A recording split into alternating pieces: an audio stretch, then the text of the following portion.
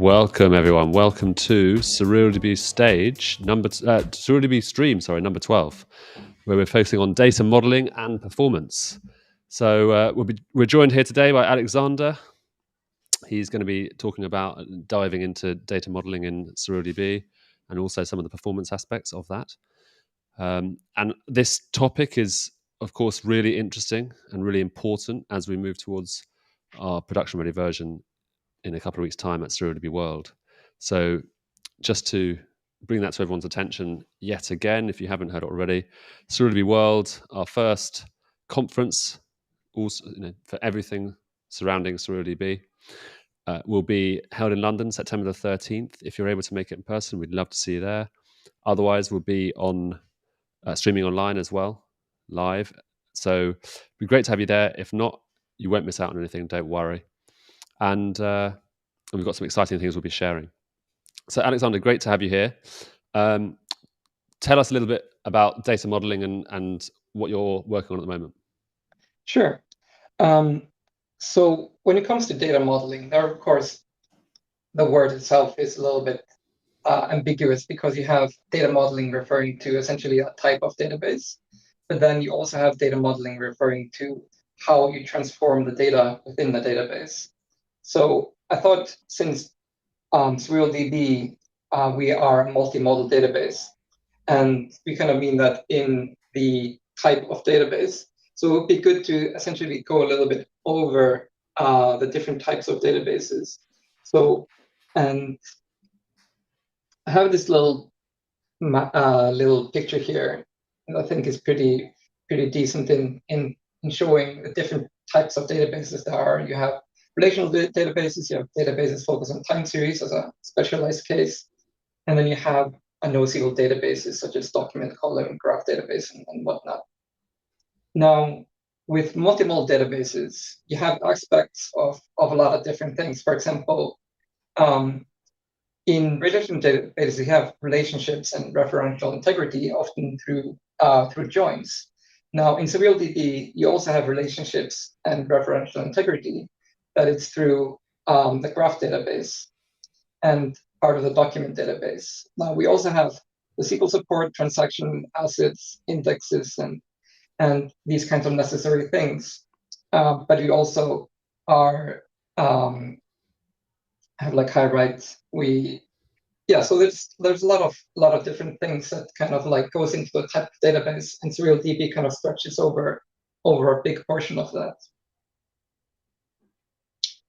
And then, yeah.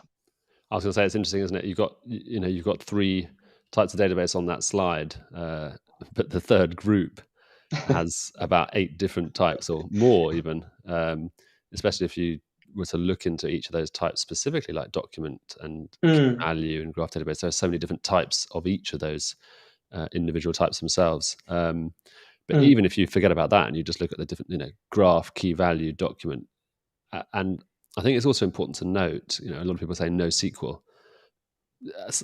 Many more of these databases do have SQL-like, if not ANSI SQL interfaces for them now.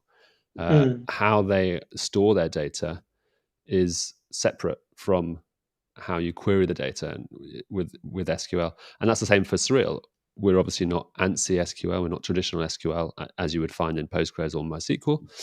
Again, all those different databases have differences in their approach to the standards, of course, as well. But I think the term NoSQL is potentially an old term that shouldn't be used anymore. I think a lot of people call us new SQL, which is interesting, isn't it? Right. No, absolutely. The first mention of NoSQL was actually for a relational database, which is kind of hilarious. But yeah, so it's difficult to kind of like define a database specifically. But even if you go in sort of like data model and type of database, but you also have data model and like how you actually structure data within that database. So here we have a kind of reference example from SQL Server, like a Northwind data example. And here we have the kind of like relational typical style where you kind of like model data through the first normal form, second normal form, third normal form. And you can see that the data is highly normalized. Now, of course, for those not familiar with kind of like normalization versus denormalization, you have like the normalized aspects of it is kind of taking things into the atomic level. So instead of having everything in the orders, you have order details. And instead of having like the shipment name in the order table, you kind of like bring that up. And so that's kind of like in the third normal form, you're making sure that each kind of atomic table is kind of not having any duplication or not having any kind of right contention. If you're accessing just individual tables, you can do that pretty effectively. But you can see there's a lot of these kinds of joins between tables. And with the normalization, if you need to kind of query data a lot together, there can be a high cost in putting all those tables back together. It's I mean, it's good to see this traditional type of modeling. I think it's important question, especially when people come to SurrealDB, because obviously because we support embedded objects, embedded arrays, you can nest data within it. That was always a big issue with MongoDB in the beginning, that people had to relearn how they normalized or denormalized their data. Do you store it in the document itself, or do you duplicate that data up and have it in separate documents so that you can query in different ways? If we want to find a user's orders, we go to the orders table or collection. If we want to find a user with their orders, we also have to embed those orders into the user table. And that is, as we every day we look on Discord and we see how people are modeling their data on SurrealDB. There are so many different ways of modeling, aren't there? You can embed data, you can embed multiple levels, nested levels of data. You can have separate tables or collections. You can use record pointers between those. You can do graph. It's much simpler when you look at this traditional way of normalizing your data and linking data between tables, and how you can do it in SurrealDB. No, absolutely. And kind of thinking about this kind of like process of like going through first, second, third normal form, and kind of like it's essentially going through a process before you even know how the data is queried. Whereas if you take, for example, like the MongoDB or the graph data modeling, most of the time when you're thinking about these two, it's about how do I actually query my data, and then kind of you're building it from that angle. Instead of starting with the architecture of like the database first, you're starting with like, okay, I want to have an app, and I need app to use the data in certain ways, and then I'm kind of like modeling the data to fit my app usage patterns. Whereas here is more kind of like focused on like business processes, and here's how I model my business process. And then, okay, I model my business process. Now I need to kind of take the app and fit it to this structure. And so there are two kind of like very different ways of approaching the same problem. Interesting. Yeah. And there you go, that example of embedding or referencing within a document database. I think people often ask whether they're doing it in the right way. Are we modeling our data in the right way with SurrealDB? Should we be using multiple tables? Should we be embedding data within records?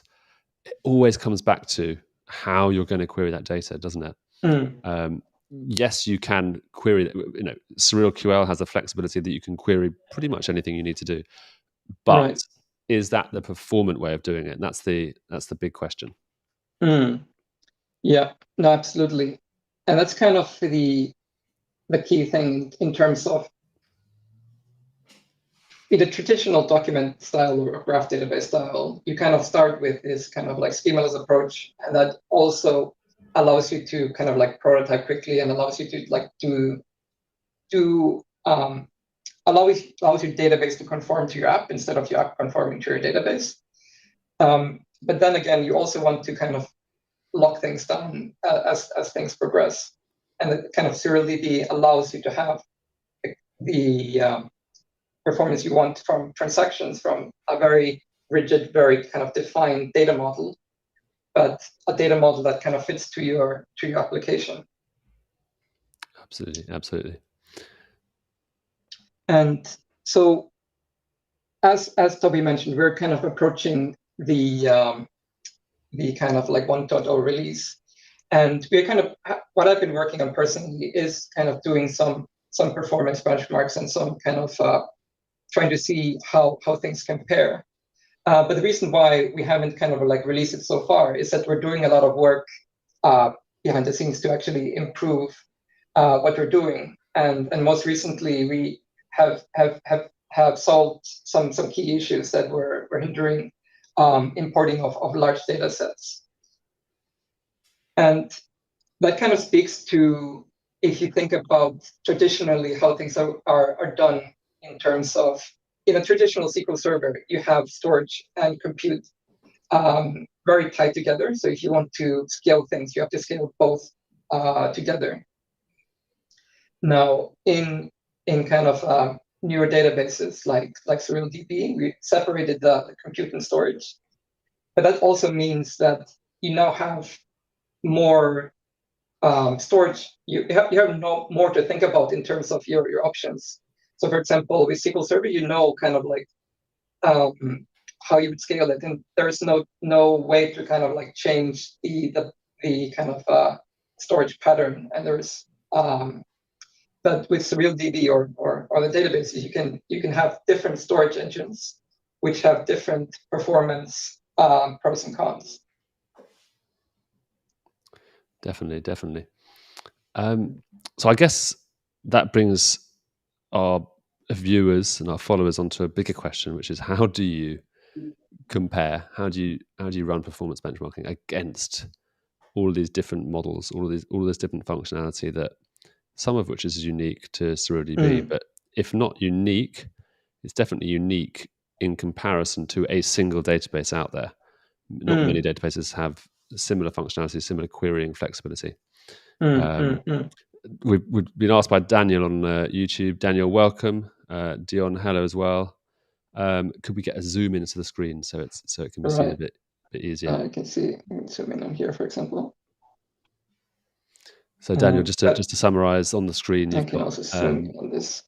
Perfect. Yeah. So on the screen, we had three examples of how you might store data in a relational database, a document database, and then looking at a graph database as well. Yeah. So in terms of performance benchmarking, that is a very interesting topic as well. So like we talked about, we have different kind of storage backends. So this is one of them, RocksDB, which has released some benchmarks about what they do. And you can kind of like see that here. Now I'm not going to go into any detail here, because even if I did, it wouldn't really be relevant to our use cases specifically, as you can choose in-memory RocksDB or distributed. Now, to kind of do justice to all these different database types, the question is, how do you actually compare like to like?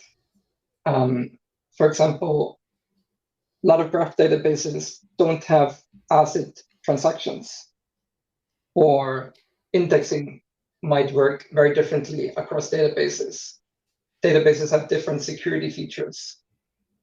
And also, coming back to the data modeling, the question is, if when you have a, say, SQL relational database model, how do you actually transfer that to a document style model while keeping a similar performance profile, or can you keep a similar performance profile at all? And so there are a lot of questions when it comes to this. But also the questions are in terms of how do you actually make sure that you're running a fair benchmark? Because there are definitely a lot of cases where we just kind of like very cherry pick certain examples, but how do you actually make specific comparisons? And that's usually through specific use cases. And with SerialDB, because you can model the data very flexibly, you can model the data in kind of like embedding or referencing. You can model the data as graphs, and then you have these kind of like we don't really have the join style, but you can model the data to kind of fit a lot of these use cases.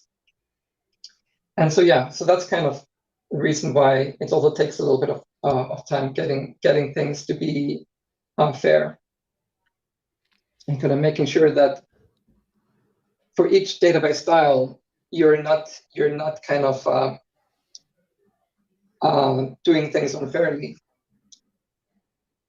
It's a tough piece of work. It's a tough piece of work.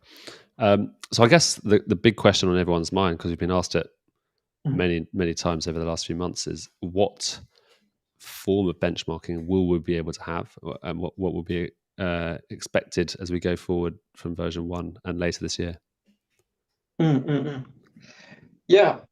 So the type of we're focusing on different types of benchmarking. So the first one we're going to release is more a micro benchmarking style, when we are essentially taking a lot of the SerialDB statements and comparing the performance. So, for example, we have MongoDB style kind of like setting and unsetting, like embedding and referencing and all these types of things.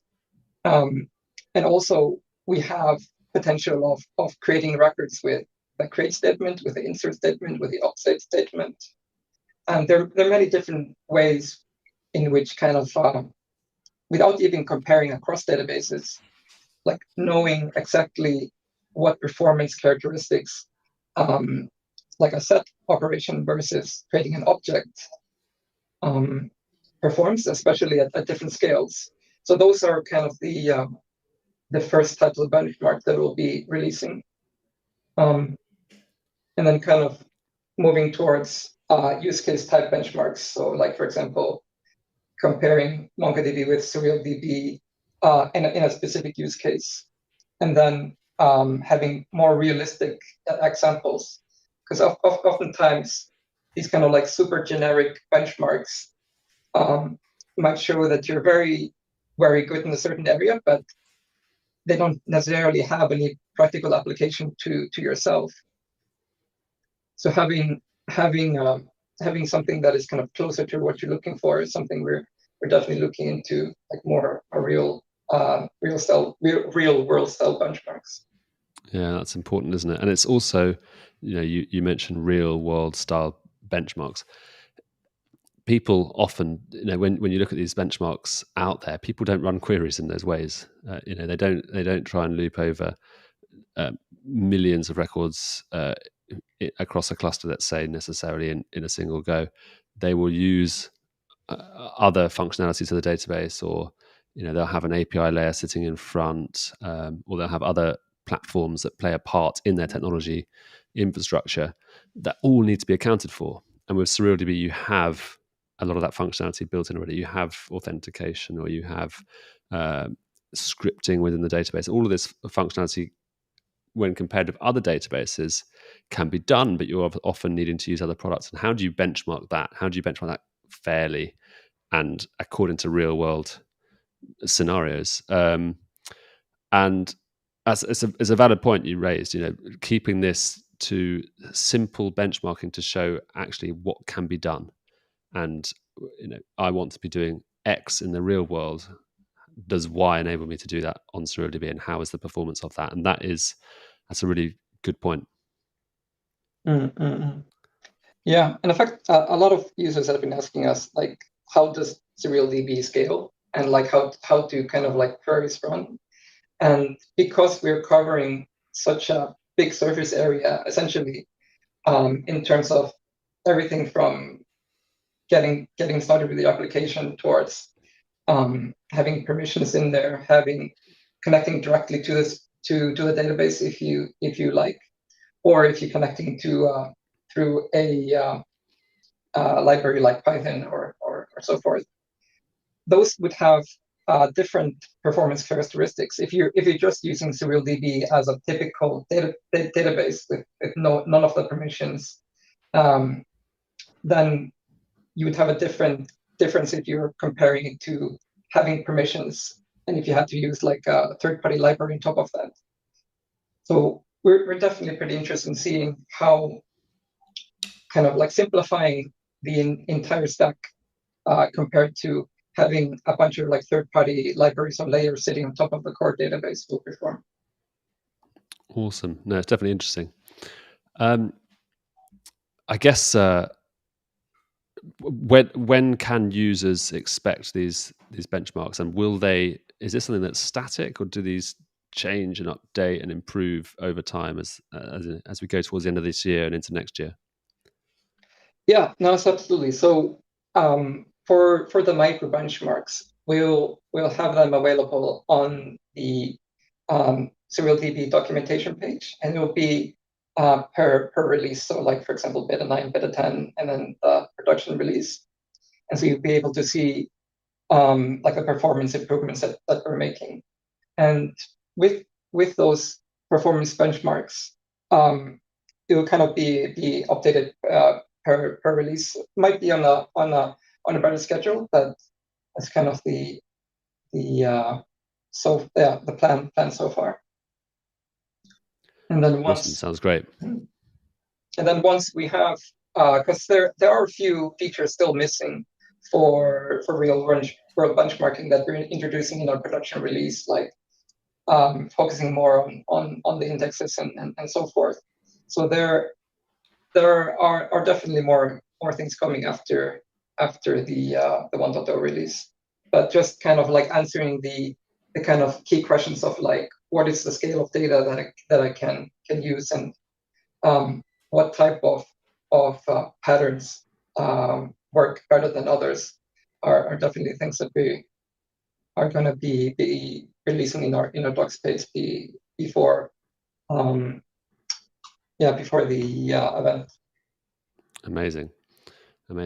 So what other areas of data modeling and how that relates to performance do you think are important for users to think about when they're approaching SerialDB or any database, but SerialDB specifically? Yeah, I think when kind of going back to the examples I had, it is important to kind of like think about where you're coming from. So if you're coming from a relational database, you're probably thinking, how can I recreate this schema in SerialDB? And because we don't have joins, there is no like one-to-one relation here. And that kind of forces you to think about things a little bit in terms of, should I have like record links, or should I have graph edges? Now, if you're coming from a relational database background, you probably want to use graph edges more often, as it has the referential integrity that you're probably looking for. And also, there are different ways you can model the data, as in, for example, a typical graph database. You have this kind of like three nodes. So, for example, Alex reports to Bob, and in this example, you have reports to just being a type of join or a type of relationship. But in SerialDB, it's an actual table which you can put data into. And so, for example, in our demo data set, which you can see here, we have a kind of an order table. So being a node in a graph. So like a person orders a product. And that can effectively allow you to model, you have the orders here, and then you have a customers table. So like a customer orders products. And now, so instead of going through the customer table to the orders table to order details to products, you essentially go straight from customer and then orders and then products. And so that's one way you can model it in if you're coming from a relational database style. Now, if you're coming from a document database style, a lot of the best practices for modeling for document databases can apply pretty nicely. But you have now more option in terms of having different data models in terms of the graphs, and also different styles in how you want to, for example, with the record IDs, which enable some more interesting data modeling. But coming from a document database style, it's relatively easy to do one-to-one first, and then see how you want to improve things. For example, with more strict typing, with stricter schema definitions, and so forth.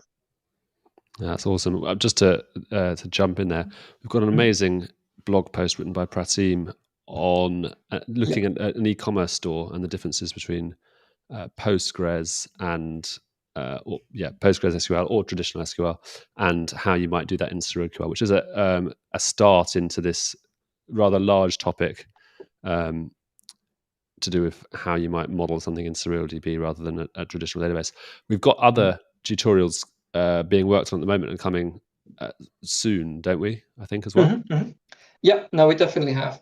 So just kind of also to the point here. So we have this blog here comparing how you would model and like query a database. So here we have the model of a typical SaaS data, the kind of e-commerce database, where you have a lot of those joins. And here you have 1, 2, 3, 4, 5, 6 joins. Whereas in SerilDB, you have the kind of like more simple syntax once you get to know it. But of course, there is a little bit of learning curve going from traditional joins to graph relations. But we're also working on kind of like mapping documents to kind of like really help you understand how if you're coming from a relational database, like how you query in SerilDB and MongoDB from SerilDB. And that will also come before the event. Amazing. I think that'll be very, very useful to all of our viewers, but especially our community. Yeah, definitely. Awesome. Yeah. And so just to complete here, if you're coming from a graph database, you are probably familiar with how to like model things in graphs, and you can definitely move those into SerilDB in terms of like the graph structure. Now there are some limitations at the moment that we're implementing. For example, when it comes to graph algorithms, so that's something that we're working on. It's just to be aware of if you're moving over. But in terms of the actual data model, mostly can be moved over pretty well. That's great. And just to summarize that as well, for users who aren't from a graph background, effectively the blue dots that you see there, the blue circles, are nouns, and the black lines, or what we call edges, are verbs. If you think about it in that way, so a person might make an order might be made by a person, a product is ordered by a person, and that is similar to your diagram that you showed on our demo data set, Alexander, which is the purple circles are the edges. Those are the verbs, and they're, as you mentioned, those are tables in SerilDB. But the pink circles are, again, tables, but they are nouns. So they are not storing data about an event. They're storing the noun that might have done that event or produced that event. So that is probably the best and easiest way of thinking about graph generally, and also in SerilDB. Think of it as nouns and verbs. Yeah, and just to kind of touch also on these gray tables here.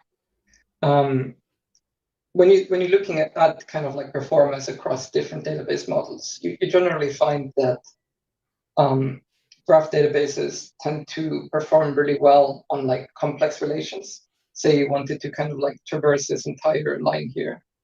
This would be much more efficient in a graph database than in a relational database. But relational databases tend to outperform in aggregation. So for example, if you're doing like an average or like a sum or something like that. And that's kind of where the kind of table views come into play. Yeah, and we'll have to dive into that on another session, because that is another massive topic, isn't it? I'm not sure if we've done a stream on aggregate views themselves.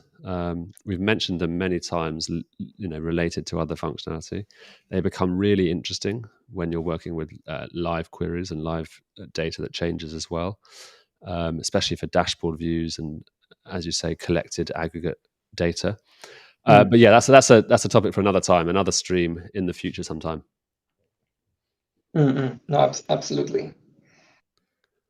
And as Pratim has said on YouTube, we've got some awesome example applications being worked on and coming up soon, alongside those blog posts which have been worked on internally as well, to help users who are coming from the different alternative databases to SerilDB,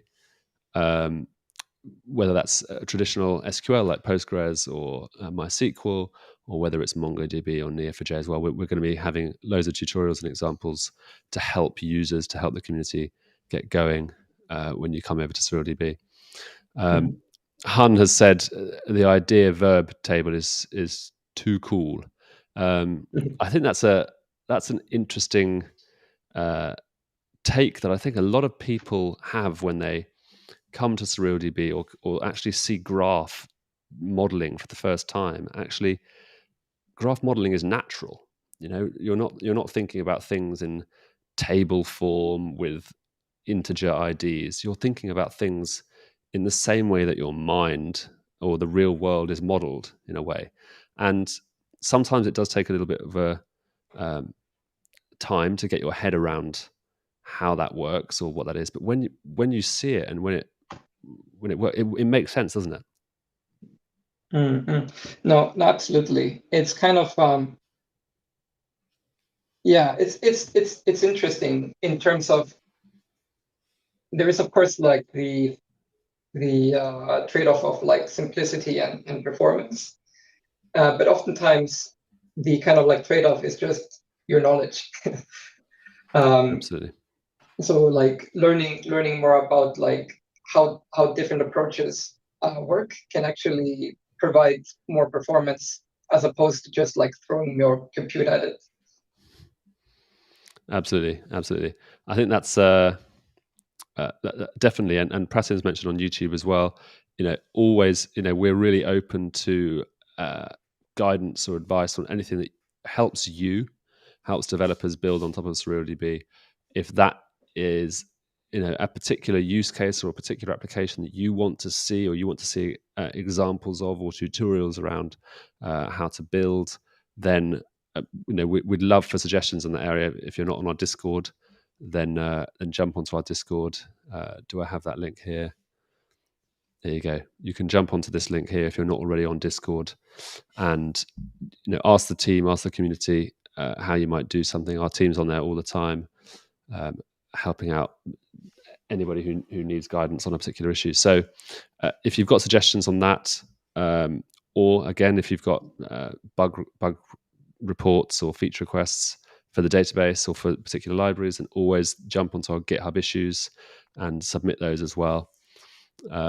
We'd love to hear your suggestions and where you think we could improve the process of getting going on SerilDB. Absolutely. So that is there anything else, Alexander, that you think we've missed. I mean, it's a big topic, right? Data modeling as a whole is just there are university courses on this. There are tutorials and database tutorials and books on modeling or data effectively for the right queries. But in the next, here you go, 1 minute. You've got 1 minute to say one thing that we could touch on in the future that we haven't touched on today. Yeah, definitely one thing we can touch on in the future is kind of just showing a side-by-side comparison, maybe of different things, and kind of like showing patterns in practice. Because as you say, if we talked about like each pattern and kind of like went into all of them, it would take a lot more than an hour. By maybe selecting kind of like more narrow scope and saying, okay, we want to just show embedding versus referencing, or we want to show referencing versus graph in like one use case. That could be pretty good. Yeah, that's a great addition, and something we'll come to in the future, I'm sure. Before we go, we've got a question question from Horvath on YouTube, who says, is it possible to generate TypeScript interface definitions from SerilDB table definitions? So automated TypeScript definitions aren't possible just yet, but we do intend to support GraphQL querying or the GraphQL query language as well natively in SerilDB, so that you'll be able to have those similar functionalities how you would expect against a traditional API. In terms of how we bring the schema down to the client, we've got some other functionality in the future, not for our version 1, around that area. So definitely, we know that that's an area that we users want and will be adding to the database in the near future. Awesome, Alexander, this has been great. As ever, you open up the stream to many more questions than we have time for. But I guess this is an introduction, just a teaser really into how you might go about data modeling for SerilDB, and also looking forward to the benchmarking, and even if that's just an initial stage, so that users can see how SerilDB performs in comparison to other real world scenarios. So this has been great, really insightful. Thank you very much. And to our community, to people watching, thanks for joining us. I'm not sure if we have another stream set before SerilDB World. I doubt it, because that's just 2 weeks' time now. So again, here's a reminder: if you are looking, if you're able, if you're in London on the September the 13th, then definitely come to SerilDB World.